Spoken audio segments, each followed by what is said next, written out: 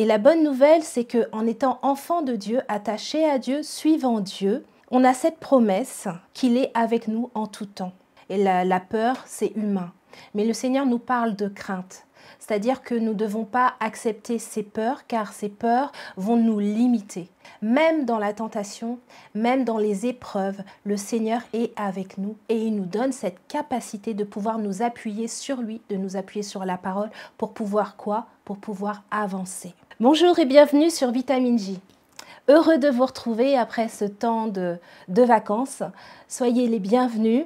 Nous allons tout de suite commencer avec la méditation de ce matin avec le psaume 112 à partir du verset 7. Il est écrit « Il ne craint point de mauvaises nouvelles. Il a le cœur tranquille, confiant en l'Éternel. Plein d'assurance, il est sans crainte.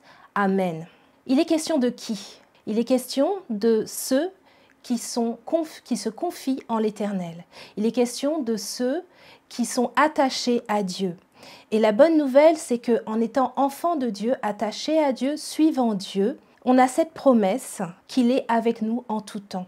Les mots qui m'ont interpellée dans ce verset sont « crains point », quoi de mauvaises nouvelles, « cœur tranquille », confiant en l'Éternel, plein d'assurance et sans crainte. Oui, nous avons tout ça pleinement en Jésus-Christ. Alors je vais donner juste quelques définitions pour préciser les mots. Bien sûr, ne pas craindre, c'est ne pas avoir peur. Cœur tranquille, c'est un cœur posé, fixé, établi. Il y a la notion de fonder en Christ, lui seul le seul rocher. Confiance, c'est se sentir en sécurité, se reposer, s'appuyer sur. Plein d'assurance, c'est la formation, la capacité en Dieu d'affronter la situation. Il est précisé dans les écrits que c'est aussi le fait qu'il nous a donné ce qu'il fallait pour affronter la situation. On n'est pas pris au dépourvu. Voilà toutes les définitions que j'ai trouvées à travers la parole de Dieu. Tout ça pour dire ce matin que oui, les peurs, nous sommes confrontés aux peurs. Et la peur, c'est humain. Mais le Seigneur nous parle de crainte. C'est-à-dire que nous ne devons pas accepter ces peurs, car ces peurs vont nous limiter. Mais nous devons nous poser, prendre cette position, prendre la parole de Dieu et nous affermir dans ce que nous avons reçu et dans la position qu'il nous a donnée. Les mauvaises nouvelles, on en a tout le temps.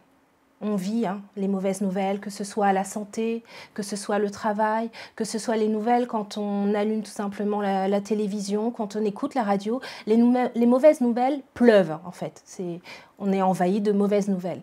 Mais à travers ces mauvaises nouvelles, le Seigneur nous dit de tenir cette position, de tenir et de garder précieusement ce qu'il nous a donné. Parce qu'il nous a donné quoi? Il nous a donné la paix. Par qui? Par le Saint-Esprit qui vit où? Qui vit en nous. Le Saint-Esprit vit en nous et il nous a donné cette paix. Il est dit dans 1 Corinthiens 10, verset 13, et là il est parlé de tentation. Aucune tentation ne vous est survenue qui n'ait été humaine, et Dieu qui est fidèle ne permettra pas que vous soyez tentés au-delà de vos forces, mais avec la tentation, il préparera aussi le moyen d'en sortir, afin que vous puissiez la supporter.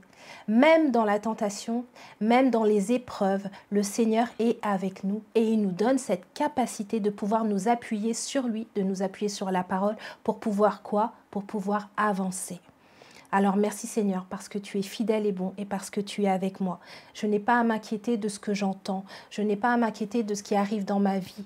Je n'ai pas à m'inquiéter de ces mauvaises nouvelles. Pourquoi? Parce que tu es au-dessus de tout. Tu me donneras la force en chaque situation de pouvoir continuer à avancer et à affronter ce que tu permets qu'il y ait dans ma vie.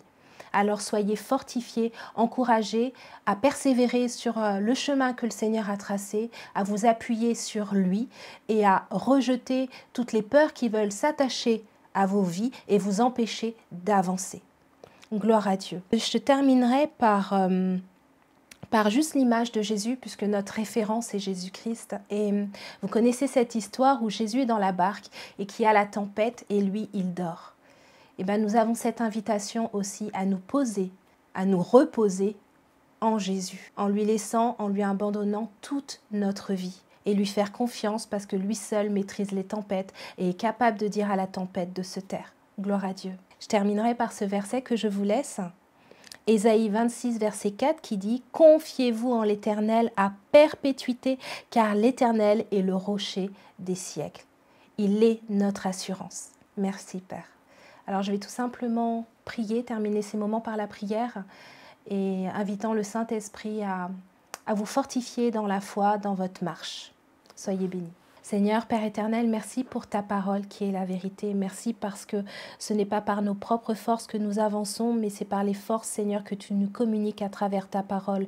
Nous nous appuyons sur toi. Je te présente mes frères et sœurs, je te présente tous ceux qui écoutent ce matin, Seigneur, ceux qui sont dans cette situation, Seigneur mon Dieu, où ils se battent avec leurs propres forces. Seigneur, je t'invite encore à les inonder de ta présence, Seigneur, par ton esprit, et qu'ils puissent prendre l'assurance que tu es avec eux et que tu ne les abandonnes pas, que ces peurs, ces craintes qui veulent s'attacher à eux pour les empêcher d'avancer soient maintenant brisées au nom puissant de Jésus. Merci Père, que ton nom soit glorifié. Amen. Soyez bénis et à demain.